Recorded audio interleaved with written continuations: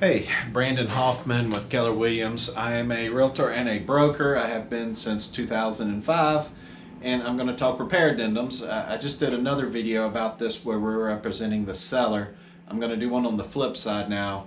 Same time, I'm doing this the same day, so I have both of these going on concurrently. So in this one, we're dealing with an agent and a seller on the other side where we represent the buyer, and they tried to hide material defects with the house. We know they got a backup offer on the home, and we asked for an extension on our due diligence period because we needed a foundation specialist to come look at the foundation issues with the house.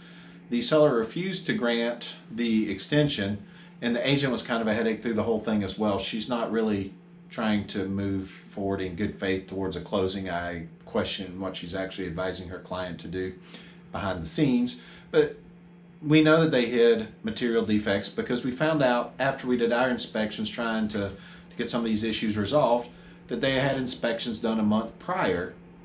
They knew about these items. They were turned up on the inspection, which we got a copy of. And not only did they not disclose them on the mandatory state property disclosure, but they didn't share copies of the inspections, and they acted legitimately surprised at these issues that came up and surprised that there was problems and that we were asking for these items. So yeah, here's how this is going to go. Since the seller is refusing to do repairs, the buyer is canceling the contract.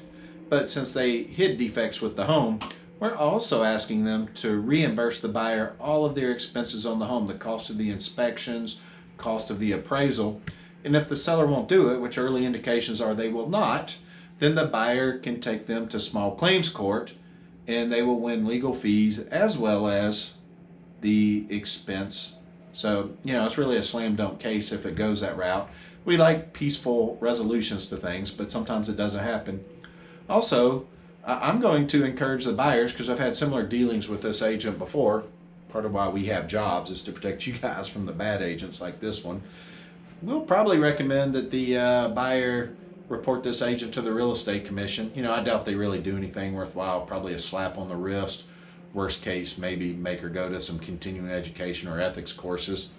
But going to class doesn't give you ethics. You either have them or you don't. So, as a seller, don't try to hide stuff. It will come back and bite you, especially if you've had an inspection done like this.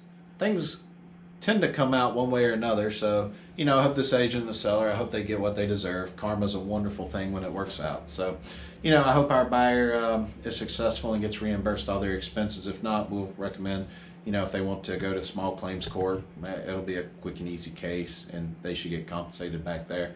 And hopefully teach this agent a lesson so they don't do it again to other future buyers. Thanks for watching. Brandon Hoffman. Hit the subscribe button for me. Check out some of the other great content we have on the channel.